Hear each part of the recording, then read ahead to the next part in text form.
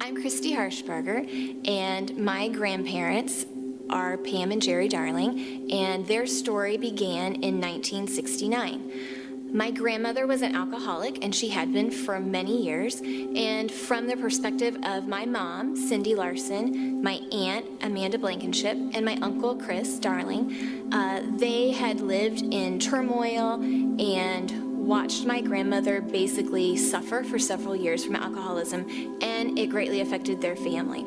I was 16 and Mandy was 14 and Chris was 10, and my mom had a history of alcoholism and drinking, and my parents' marriage at that point and for quite a while was not good. There was a lot of fighting. And when Mom did drink, she would drink for days, and then she would pass out, and then she would have a hangover for days. And I would have to say, at this point in my life, I was pretty much finished with my family and family life, and had just decided that all I wanted to do was just get through high school. And, Dan was my best friend at that time, and just, get married and go have my own happy family. One night, my grandmother is on another drinking binge, and when she would drink, she often would go looking for someone to talk to. And so she went out in the neighborhood and ended up at the Brown's house. And so Mrs. Brown invited her in. She knew possibly that the Lord had created this opportunity for her.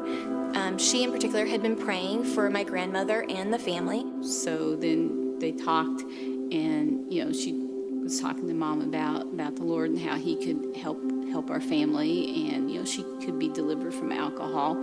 And so then they had a Bible study the next day, and Reverend Hackett came, and Mom actually gave her life to the Lord, and they prayed for her to be delivered from alcohol. So my mom, Cindy, 16, my Aunt Amanda, 14, my Uncle Chris, 10, come home from school that day to my grandmother, proclaiming her salvation, her healing from alcoholism, and life is going to be different. From that point forward, my grandfather and my Uncle Chris got saved pretty much that week. My grandfather went to the Bible study as well, and he said, I'm ready to surrender my life to Christ because my wife has surrendered. If this is going to work, I want to be a part of it. Once Jesus came into our lives and did change us and did change Dan and I, and then when Dan and I got married, then, our lives were surrounded by the church and God, and he was total part of our lives. So on that one day when my grandmother made the decision to follow Christ and surrender her life, my family has stayed connected in this church, has served, has been ministered to, and now, years later, 48 years later, there's a legacy that has outlived my grandmother. There are 42 Darling family members that have been connected to this church in some way. It's been an awesome legacy.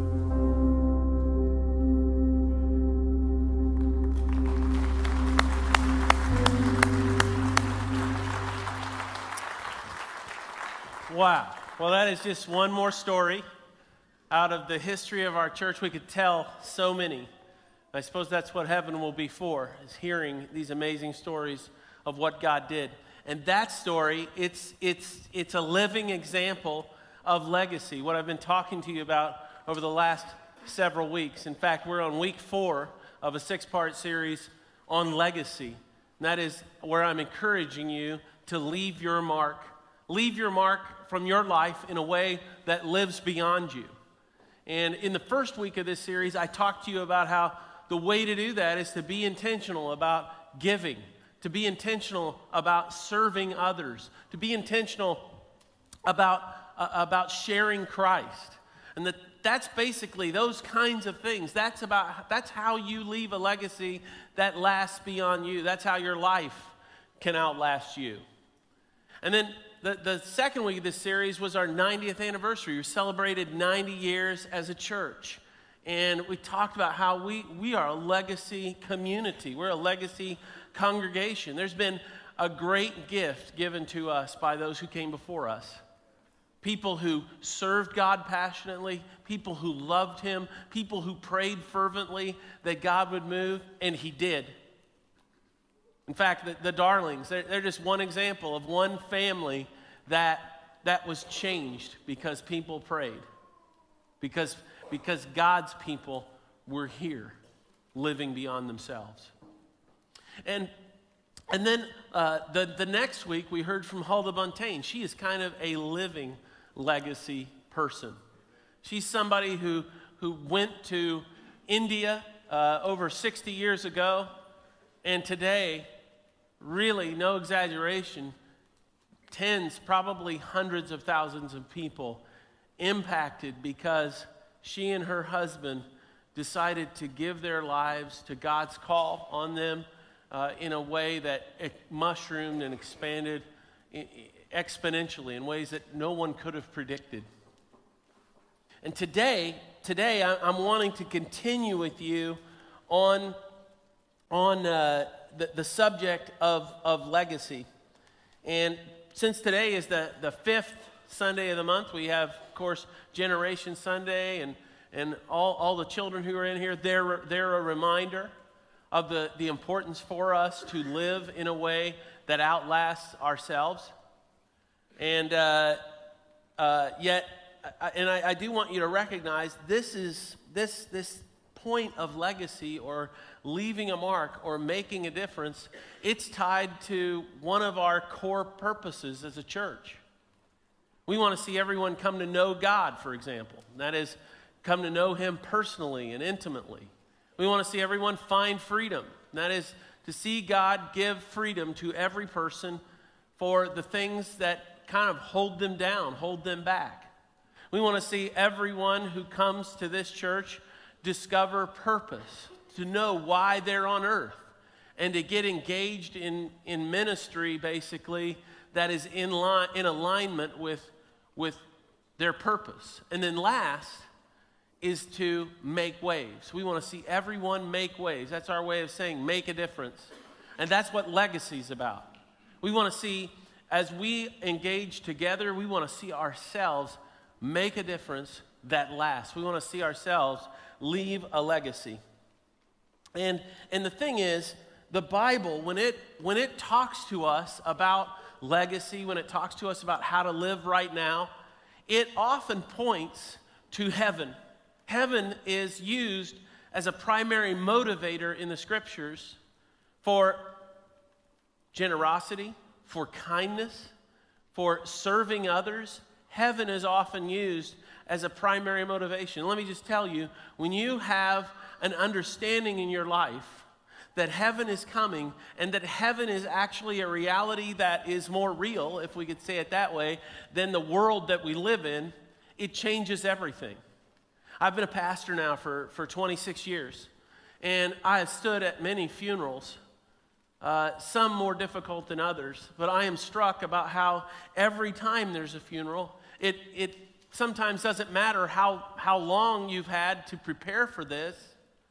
Every funeral comes as a shock to those who are left behind.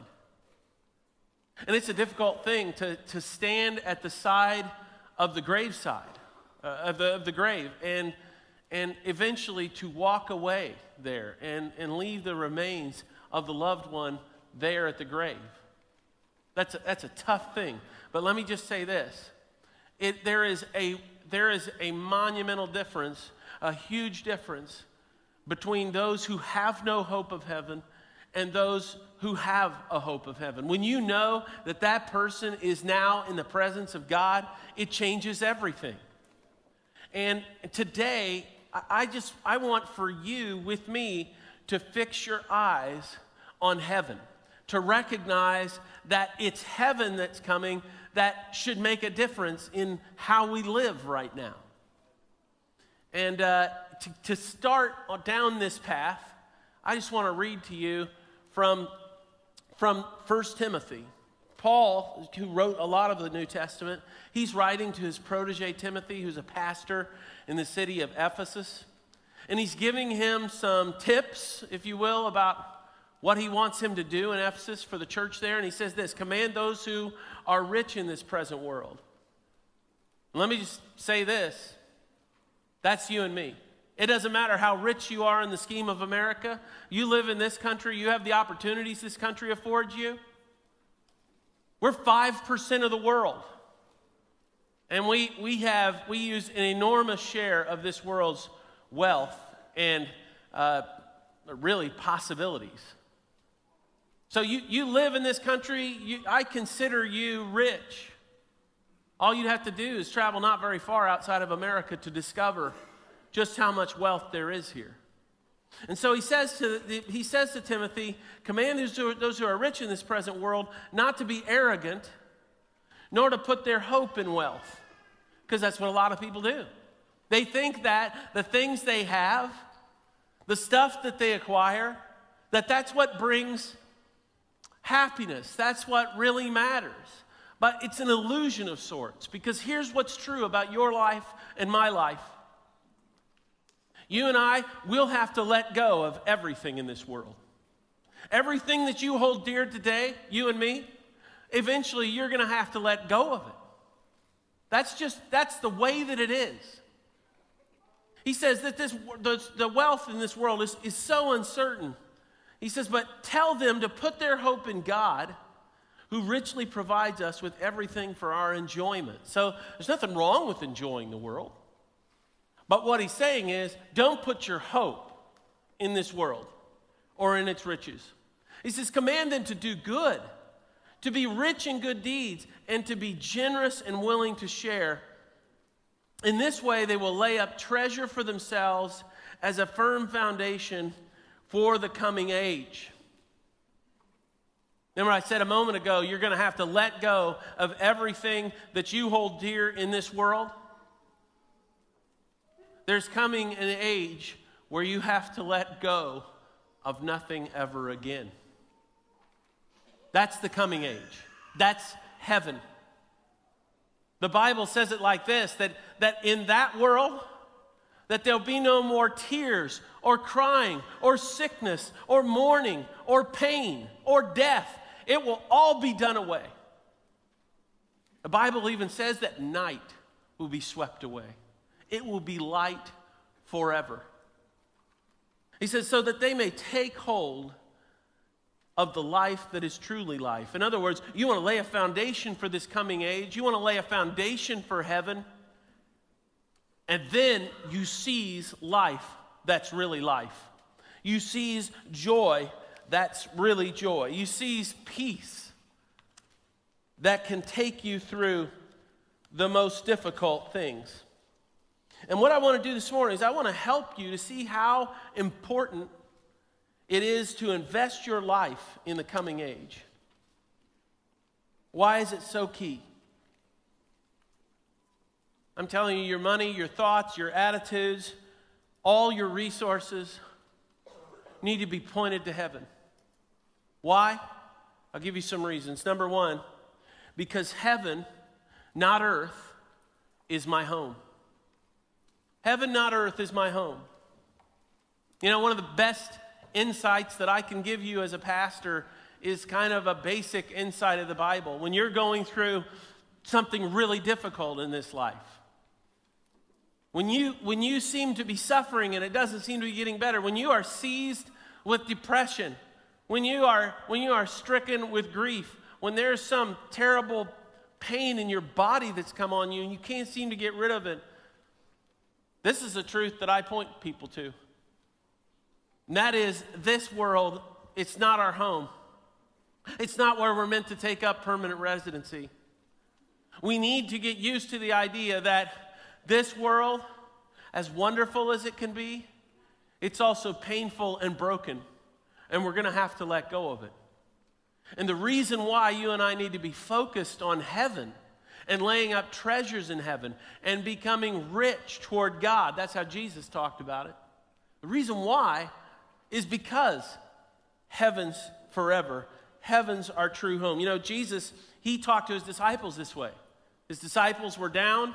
It's the night before he's going to die, and he's explaining to his disciples that things are getting ready to change. And in John 14, Jesus says this. He calls his disciples together. They don't know when he's going to die, but they have a sense he's going to die soon. And he says to them, don't be troubled. Don't be discouraged. He says, in my Father's house are many rooms, and I'm going there to prepare a place for you. And if I go in there and to prepare a place for you, I'll come back and get you to take you there with me. That's how Jesus responds to his disciples being down and broken. And I'm telling you today, if you are down in life right now,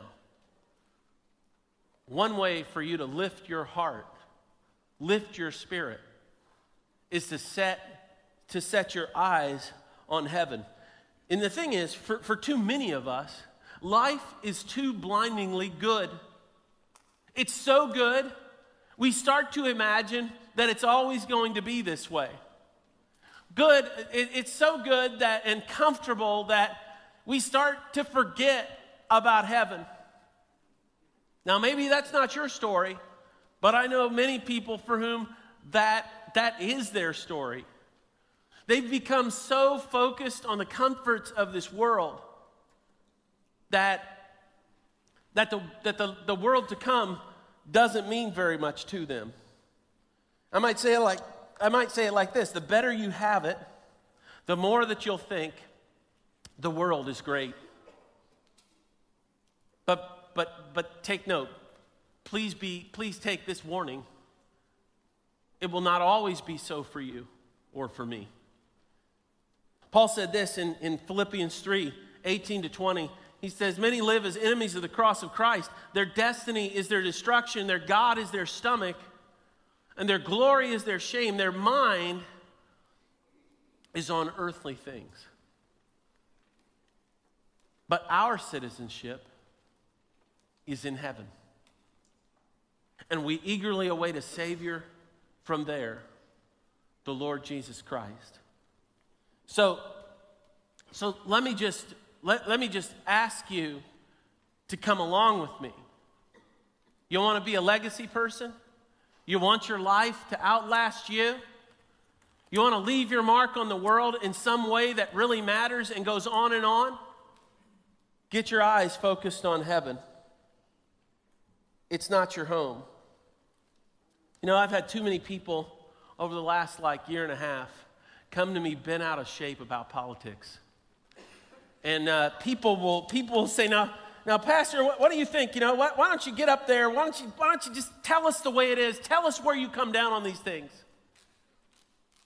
And, you know, I'm just cautious about that, because something I've learned is that it's hard to win your enemies to Christ, let alone your friends. So I'm not going to get too wound up in giving a political answer to everything. But what I do know is that the real government is the government of God. The real government's one that goes on and on forever. His kingdom will never end. And so don't lose sight of your real government. Don't lose sight of the real world, of the coming age. A second reason to get your eyes on heaven is because the line is longer than the dot. The line is longer than the dot. I got this from a great little book called The Pleasure Principle by Randy Alcorn. And what he says, I've got a graphic here to explain it. He says, you know, your life really, it's just like this little dot right here. Your life starts, and it's very tiny, your life in this world, but this is eternity. It goes on and on and on. In fact, it goes way past where this screen is. Most of your living time will be in heaven. And so you've got to get focused on the fact that there's something much better coming. And in fact, this life is a kind of test. It's a test for how well we will prepare for eternity. Not just in terms of our own personal standing with God, but in terms of how we'll spend this time looking for heaven, investing in heaven. In Hebrews chapter 11, we read these words. These words, they're about people the writer of Hebrews has been talking about. And he's saying to his audience, these are some great people. They live by faith, but things didn't always turn out well for them. And then he says this, people who live this way make it plain they're looking for their true home. They were after a far better country than that, heaven country. And you can see why God is so proud of them and has a city waiting for them. He has a city waiting for them. Heaven's better. The weather's perfect. Nothing dies. Nothing hurts. No one is sick. People are not divided against each other. There's perfect justice for everyone. Purdue can win the whole game, right? If you didn't see it last night, you didn't miss anything. But here's the thing. Heaven is so much better. Get your eyes on it because it's longer than this life here. A third reason to get your eyes on heaven, because there's limited time and incredible opportunity. There's limited time and incredible opportunity. It's true that everybody has limited time. Regardless of whether or not you feel like your time's limited, it is. And the thing is, not everyone has incredible opportunity. But you know what? Just like I was saying about America a few moments ago, this is true for most Americans. They have incredible opportunities.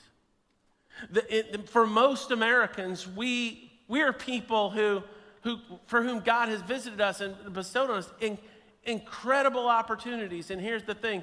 If your time is short, you better figure out how to take full advantage of it. I wake up now with the reality that I've probably got less of my life ahead of me than I've already lived. Some of you've crossed that point, that threshold in your life.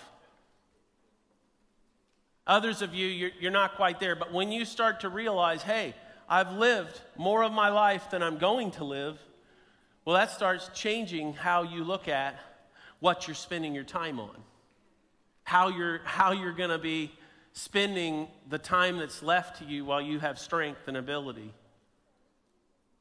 And the thing is, you and I, all of us, we've got limited time. Your guess about how much time you got left, you don't really know.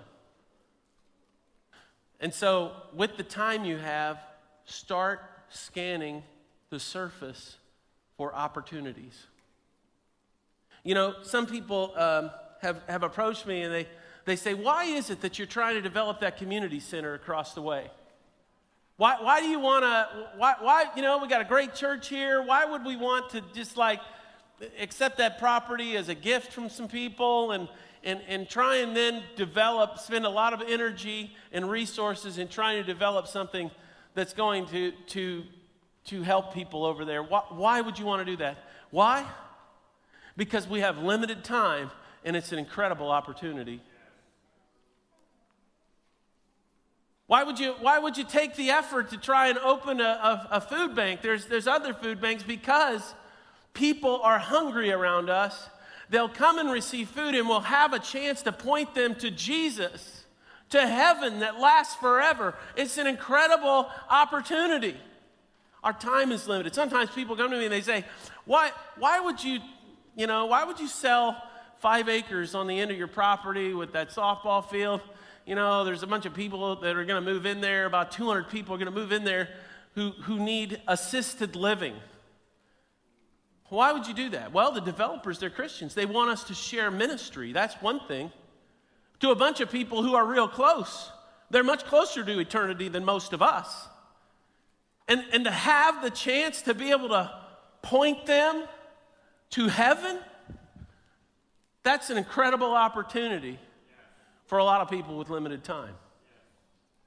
Sometimes people say, well, why, we have enough to do here and you have enough to do. Why would you start a college here for training ministers, as we have in the last few years? Why would you do that when you're busy enough? It's because it's an incredible opportunity. And I know my time's limited. I can only do so many more decades, hopefully, of ministry, but I can invest in other people, and they can expand the work of this great church all over the world. We will have invested in people who will leave a mark. What an incredible opportunity. Sometimes people say to me, why is it that we give such a great percentage of our money as compared to what comes in for our needs to missions? Last year is over 30% of our missions giving compared to how much came into our general fund here at the church. People say, well, why are you doing that? Because we have limited time and we have an incredible opportunity to share the gospel with people around the world. Why would we miss it? Why would we miss out on it? Sometimes people say to me, well, why would we go multi-site as a church? Why would we seek to start a site for our church that's in a different location from here? Don't we have enough work to do right here? This church isn't full yet. What about that? Well, I say, hey, our time is limited. Jesus is coming back. The world's going to change. Right now, we have incredible opportunity to reach out to people and to point them to Jesus. And we need to cast that net as wide as we possibly can. Listen, I'm saying to you that I live my life in such a way that I'm looking at my limited time and I'm saying, what are my best opportunities to do with the time that I have left? And what I'm begging you to do today is come with me. Come and be a legacy person. Decide that you're going to live your life in a way where you're taking full advantage of the opportunities that are in front of you, because your time's limited too. My friends, the line is longer than the dot. Listen to what the Bible says. Ephesians chapter 5. It says, be very careful then how you live, not as unwise, but as wise, making the most of every opportunity, because the days are evil. We live in evil days, but we live in a day of incredible opportunity. Some of us, we hide away. We seek to simply be happy for ourselves. And I'm telling you, it's no way to live. If we have great opportunities, then that comes with great responsibility. I love this poster. It's found in the bunker of Winston Churchill. He hung it there during World War II. I guess to remind himself, self-indulgence at this time is helping the enemy. Listen, if you have incredible opportunity and limited time, you better not turn to just yourself and soothing yourself. You better turn and say, Lord, how is it that I can take everything that I have and see you use it? Otherwise, you're just going to give the war to the enemy. We need to recognize it's our moment, it's our time, it's our opportunity. One last reason to focus on heaven. One last reason, because it's smart. It's the way Jesus motivated people. He said this. He said that not to store up treasures here on earth, where moths eat them and rust destroys them, where thieves break in and steal. Store your treasures in heaven, where moths and rust cannot destroy, and thieves do not break in and steal. He says, wherever your treasure is, there the desires of your heart will also be. What's Jesus saying here? He's saying, you want to draw closer to me? Then put your treasures into heaven opportunities. You want to draw closer to me in my world? Take the things that you hold dear in your life and invest them into my priorities, where your heart is. Where your treasure is, that's where your heart will be. If you invest in a certain stock, your heart is following that stock because your treasure's there. Sometimes people they've invested a lot, maybe like in a philanthropic cause, a college or whatever, and they are just so caught up in the success of that college and what things happen there and so on. It's because they put their treasure there. That's what they care most about. So how can you be rich toward God? I just want to give you some practical suggestions, insights. How can you be rich toward God? Listen to the story that Jesus told. It's where he uses the phrase, rich toward God. He says that the ground of a certain rich man yielded an abundant harvest. So one season, it was an amazing crop, harvest that came up, and he thought to himself, what shall I do? I have no place to store my crops. You're going to notice that's how this guy talks about things. He thinks that he owns the stuff in his life, even though he's going to have to let go of it, just like all of us will. And says, then he said, this is what I'll do. I'll tear down my barns, build bigger ones, and there I'll store my surplus. There it is again. He's talking about my stuff. And I'll say to myself, you have plenty of grain laid up for many years. Such a short time frame to think about. When you talk about eternity and the never-ending millennia that will proceed and progress forever, to think about, you've got some happiness for some years, it's so brief. He says, take it easy, Eat, drink, and be merry. But God said to him, you fool, this very night your life will be demanded from you, and then who will get what you have prepared for yourself? When you live like just for yourself, you're a fool because you can't hang on to that. And then look what Jesus said. He said, this is how it will be with whoever stores up for themselves but is not rich toward God. You want to have a legacy life? You got to start to let go. And so here's how you build a heavenly portfolio. Number one, give yourself to God. Give yourself to God. When you give yourself to God, other things get easier to give to God. If you give yourself to God, then like you say, Lord, take my family, take my kids. Some of you are maybe saying, yes, please, somebody take my kids right now. Maybe you think about it and you say to yourself, if you've given your life to God, you can give your problems more easily to God. You can give your job to God if you've given yourself to God. Look at how John Bonnell said it. He said that if one first gives himself to the Lord, all other giving is easy. If you give yourself to God, it's easier to get a grip on heaven. 1 Corinthians 6 says you're not your own. You were bought at a price. Therefore, honor God with your bodies. What you have is not your own. Second way to build this heavenly portfolio, to be rich in heaven, is to act like a steward. This word steward, it's also the word manager. It's where we get our word stewardship. It's management. Steward, act like a steward, not an owner.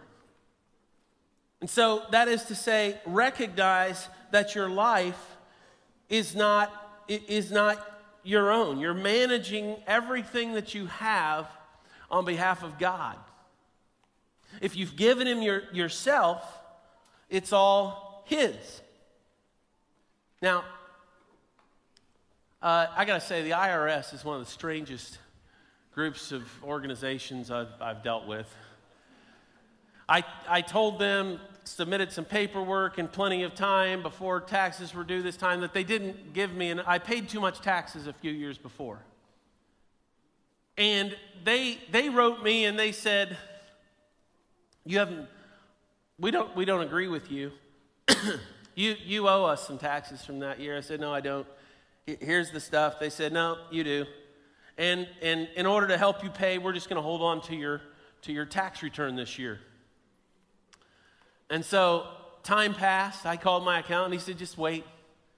Several months passed. I'm wondering, it'd be nice to have that money, but who knows where it is. And so they wrote me a letter. And they said, basically, guess what? Guess what? You paid too much taxes a few years ago, and we never should have withheld your return this year. And so here's also, you're going to get some interest with that money that we've been holding on to. What went to our head? We just don't know. And so I thought, wow, this is amazing. And they told me the amounts that would be coming to me, and I thought, wow, that's unexpected. I didn't think that they would change their minds like that, even though I thought that I was right.